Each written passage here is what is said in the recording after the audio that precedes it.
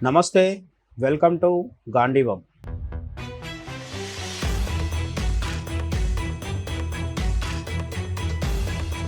Iran, Israel, America ఈ మూడు దేశాల మధ్య యుద్ధం ప్రారంభమైన మొదటి రోజు నుంచి ప్రపంచం మొత్తానికి ఒక పెద్ద సమస్యగా మారింది ఏంటంటే ఎల్పిజి. చాలా దేశాలకు పెట్రోల్, డీజిల్తో పాటు గ్యాస్ సిలిండర్స్ కొరత కూడా విపరీతంగా ఏర్పడింది. యుద్ధం ఇరాన్, ఇజ్రాయెల్, అమెరికా మధ్య జరుగుతున్నప్పటికీ ఖతార్, యుఏఈ, జోర్డాన్ లేదంటే సౌదీ అరేబియా ఈ దేశాల మీద కూడా మిజైల్స్ పడుతున్నప్పటికీ యుద్ధంలో ప్రత్యక్షంగా పాల్గొనకుండా కూడా అనేక ఇబ్బందులకి, ఒడిదుడుకులకి, ఆర్థిక భారాలకి, ఆర్థిక సంక్షోభాలకు కూడా గురవుతున్న దేశాలు ప్రపంచవ్యాప్తంగా అన్నీ ఉన్నాయి. అలాగే 90% ఇంధనం కోసం మనం ఇంపోర్ట్స్ అంటే దిగుమతుల మీదే ఆధారపడతాం కాబట్టి భారతదేశం లాంటి ప్రపంచంలోనే అత్యధిక జనాభా కలిగిన భారతదేశం కూడా ఇంధనం విషయంలో చాలా రకాల సమస్యలకు, ఆందోళన కలిగించే పరిస్థితులకు లోనవుతూ వస్తుంది. అయితే దీనికి పరిష్కారంగా మన ప్రభుత్వం ఏం చేస్తుంది, మోదీ సర్కార్ ఏం చేస్తుంది? ఎల్పిజి, ముఖ్యంగా ఇళ్లలో వంటకి వాడే గ్యాస్ సిలిండర్లు, అలాగే వ్యాపారాలు, హోటల్స్, టిఫిన్ సెంటర్స్ ఇటువంటి వాటిలలో వాడే కమర్షియల్ గ్యాస్ సిలిండర్స్, వీటి కొరత వల్ల మనం ఈ మధ్యకాలంలో కొంత ఇబ్బంది పడ్డమాట వాస్తవం. అప్పటికీ కేంద్ర ప్రభుత్వం చురుకైన చర్యల ద్వారా అత్యంత తక్కువ అసౌకర్యము, ఇబ్బంది కలిగేలాగా చూడడం జరిగింది. కానీ మరిన్ని చర్యలు కూడా ఇప్పుడు తీసుకుంటున్నట్టుగా తెలుస్తుంది. అవేంటంటే ఇరాన్, ఇజ్రాయెల్ యుద్ధ వాతావరణం వల్ల స్ట్రెయిట్ ఆఫ్ హార్మోజ్ జలసంధి దగ్గర గ్యాస్ రాక ఆగిపోయింది. పూర్తిగా ఆగిపోకపోయినప్పటికీ ఎప్పుడు ఎంత గ్యాస్ వస్తుంది, ఎప్పుడు ఆగిపోతుంది అనే విషయం స్పష్టంగా తెలియని పరిస్థితులు నెలకొన్నాయి. అమెరికా హార్మోజ్ మీద పట్టు సాధించామని ప్రకటిస్తుంది. ఇరాన్ కూడా స్ట్రెయిట్ ఆఫ్ హార్మోజ్ నుంచి వచ్చే ఇండియన్ ఫ్లాగ్ ఉన్న షిప్స్తో సహా అనేక దేశాల నావల మీద, నౌకల మీద కాల్పులు జరపడం లాంటి దుందుడుకు చర్యలకు పాల్పడుతుందన్నమాట. దీనివల్ల ఎల్పిజి కొరత కొంతవరకు ఇబ్బంది పెడుతుంది. దీనివల్ల మన దేశానికి వచ్చే 90% ఎల్పిజి దిగుమతులపై ప్రభావం పడింది. అయితే మరి ప్రత్యామ్నాయంగా భారతదేశం ఏం చేస్తుంది? కేవలం గల్ఫ్ దేశాలపైనే ఆధారపడకుండా భారత్ ఇప్పుడు తన గ్యాస్ దిగుమతులను America, US, Norway, Canada, Algeria, అలాగే రష్యా వంటి దేశాల నుంచి ఎల్పిజి దిగుమతులను చేసుకోవడం జరుగుతుందన్నమాట. అంటే సౌదీ అరేబియా, యుఏఈ, ఖతార్ లాంటి గల్ఫ్ దేశాలు కాకుండా మనం దిగుమతి చేసుకునే దేశాల టార్గెట్ కంట్రీస్ మారిపోయాయి. అమెరికా నుంచి మొదలు పెడితే రష్యా వరకు అనేక దేశాల నుంచి ఇండియా ఇప్పుడు ఎల్పిజిని కొనుగోలు చేస్తుందన్నమాట. అలాగే డొమెస్టిక్ ప్రొడక్షన్ పెంపు, దేశీయంగా ఉన్న రిఫైనరీలన్నింటికీ ప్రభుత్వం గట్టి ఆర్డర్స్ వేసింది. దీనివల్ల లోకల్గా ఎల్పిజి ఉత్పత్తి దాదాపు 25% నుండి 30% వరకు పెరిగింది. మన దగ్గర భారతదేశం లోపల కూడా ఉత్పత్తిని సాధారణంగా జరిగే ఉత్పత్తి కాకుండా 25 నుంచి 30% మేర ప్రొడక్షన్ ఇంక్రీజ్ చేసే పనుల్లో మన వాళ్ళు బిజీగా ఉన్నారు. అయితే సామాన్యుల కిచెన్లో వంట ఆగిపోకూడదని మొత్తం దేశీయ గ్యాస్ ఉత్పత్తిని కేవలం ఇంటి అవసరాలకే డొమెస్టిక్ ఎల్పిజి వాడాలని నిర్ణయించాలి. కమర్షియల్ పర్పస్ కంటే కూడా హోటళ్ళు, ఇతర టిఫిన్ సెంటర్లు వీటికంటే కూడా డొమెస్టిక్, అంటే ప్రతి ఇంట్లో ఇప్పుడు గ్యాస్ సిలిండర్స్ ఉజ్వల యోజన వచ్చిన తర్వాత గ్రామాల్లో కూడా మహిళలు తమ ఇళ్లలో గ్యాస్ సిలిండర్ ద్వారానే వంట చేస్తున్నారు.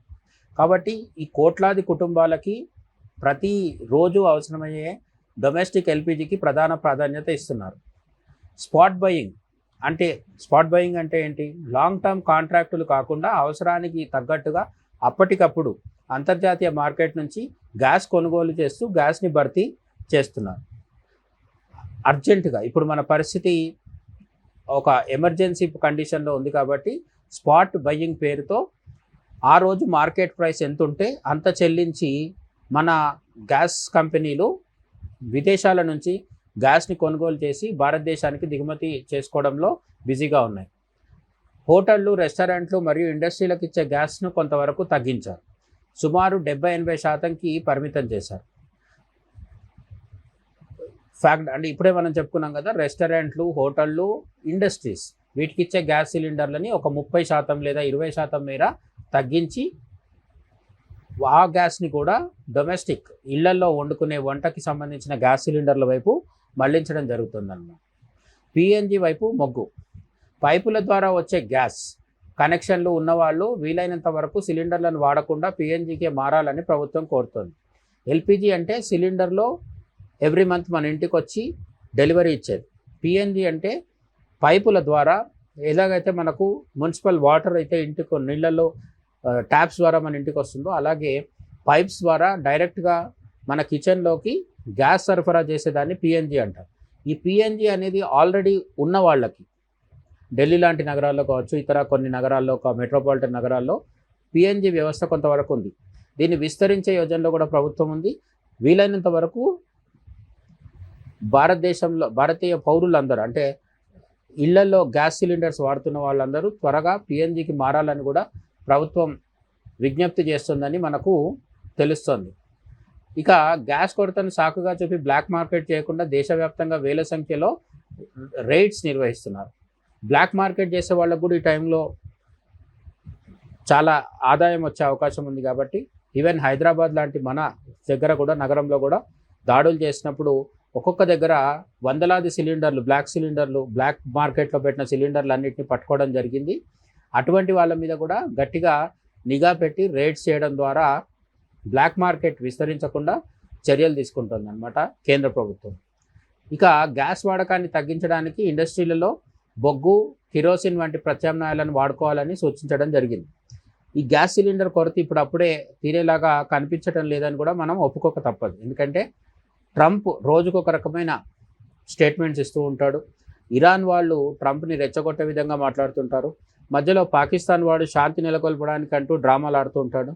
ఈ మొత్తం గందరగోళంలో ఎల్పిజి అంటే గ్యాస్ సిలిండర్ల రూపంలో గ్యాస్ మన ఇంటికి గుమ్మం దాకా రావడం అనేది గతంలో ఉన్నంత ఈజీగా అయితే ఇప్పుడప్పుడే ఉండదు. మరికొన్ని వారాలు, కొన్ని నెలల పాటు కూడా ఈ అనిశ్చితి అనేది కొనసాగవచ్చు అనేదానికి మనం ప్రిపేర్ అయి ఉండాలి. కాబట్టి ప్రభుత్వం ఏం చెప్తుందంటే ప్రత్యామ్నాయ ఇంధనాల వైపు ఇండస్ట్రీల వాళ్ళకి, ఇతర చోట్ల కమర్షియల్గా గ్యాస్ని వాడే వాళ్ళకి సూచిస్తుంది. అందులో బొగ్గు, కిరోసిన్ వంటివి కూడా ఉంటాయి. విదేశీ యుద్ధాల వల్ల భారత్ ఆగిపోకూడదనే ఉద్దేశంతో మోదీ ప్రభుత్వం ఎనర్జీ సెక్యూరిటీని ఒక మిషన్లా తీసుకొని ఈ సంక్షోభాన్ని ఎదుర్కొంటుంది. మొత్తానికి కరోనా లాంటి ఒక పెద్ద ప్రపంచ సంక్షోభం వచ్చినప్పుడు మోదీ ప్రభుత్వం అద్భుతంగా స్పందించింది అని మనం చెప్పుకుంటూ ఉంటాం. మోదీ అంటే పడని వాళ్ళు వ్యతిరేకంగా కూడా మాట్లాడతారు. ఆ విషయం పక్కన పెడితే రష్యా యుక్రెయిన్ యుద్ధం సమయంలో కూడా భారతదేశం ప్రభుత్వం చురుగ్గా స్పందించి అత్యంత తక్కువ అసౌకర్యము, నష్టం జరిగేలా చర్యలు తీసుకుంది. ఇప్పుడు ఇరాన్ వార్ సమయంలో కూడా మోదీ సర్కార్ వీలైనంత చురుకుగా స్పందిస్తూ